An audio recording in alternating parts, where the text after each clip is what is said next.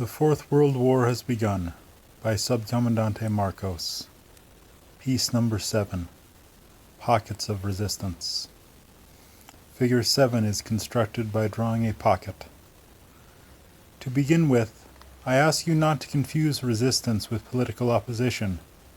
Opposition does not oppose itself to power, but to a government, and its fully formed shape is that of an opposition party. Resistance, on the other hand, cannot be a party, by definition. It is not made in order to govern, but to resist. Thomas Segovia, Allegatorio, Mexico, 1996.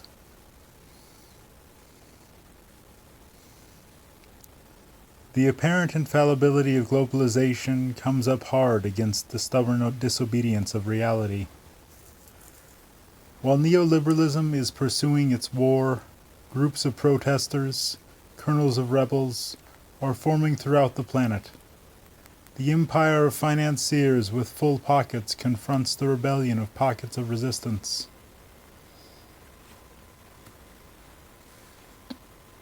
Yes, pockets, of all sizes, of different colors, of varying shapes.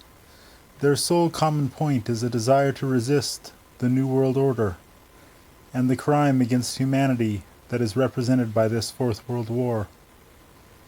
Neoliberalism attempts to subjugate millions of beings, and seeks to rid itself of all those who have no place in its new ordering of the world. But these disposable people are in revolt.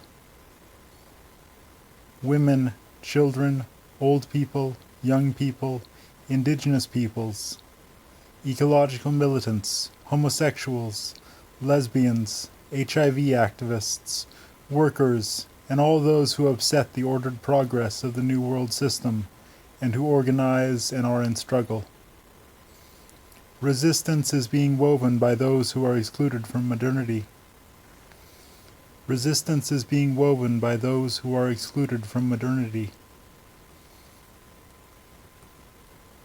In Mexico, for example, the so-called Program for Integral Development of the Tehuantepec Isthmus is conceived as constructing a large industrial zone. This zone would consist of industrial factories, a refinery to process 1/3 of Mexico's crude oil, and plant to make petrochemical products. Transit routes between the two oceans would be built, roads, a canal, and a trans-isthmus railway. 2 million peasants would become workers in these industrial and transportation sectors. In the same way, in the southeast of Mexico, in the Lacandona forest, a long-term regional development program is being set up with the object of making available to capital indigenous lands that are rich not only in dignity and history, but also in oil and uranium. These projects would end up by fragmenting Mexico, separating the southeast from the rest of the country. They are also framed within a strategy of counterinsurgency, like a pincer movement attempting to encircle the rebellion against neoliberalism that was born in 1994. At the center are to be found the indigenous rebels of the Zapatista National Liberation Army. While we are on the subject of rebellious indigenous peoples, a parenthesis would be in order. The Zapatistas believe that in Mexico, recovery and defense of national sovereignty are part of the anti-liberal revolution.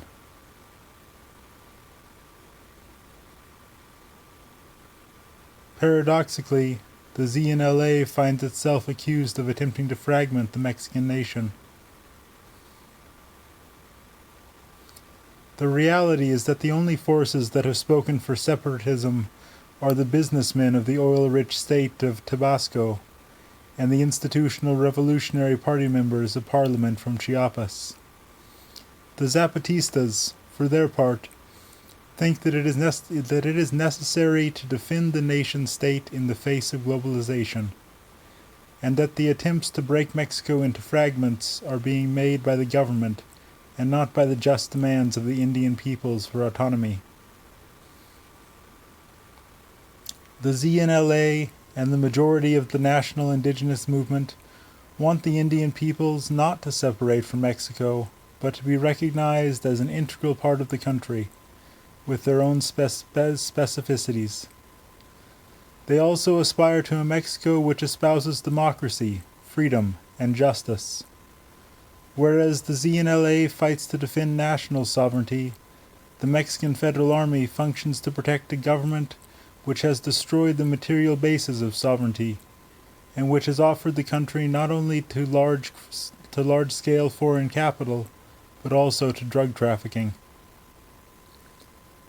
It is not only in the mountains of southeast Mexico that neoliberalism is being resisted. In other regions of Mexico, in Latin America, in the United States and Canada, in the Europe of the Maastricht Treaty, in Africa, in Asia and in Oceania, pockets of resistance are multiplying. Each has its own history, its specificities, its similarities, its demands, its struggles, and its successes. If humanity hopes to survive and to improve itself, its only hope lies in these pockets, which are created by the excluded, the marginalized, and those who are considered disposable. So what we have here is a drawing of a pocket of resistance, but don't attach too much importance to it. The possible shapes are as numerous as the forms of resistance themselves, as numerous as all the worlds existing in this world. So draw whatever shape you like. In this matter of pockets, as in that of resistance, diversity is a wealth.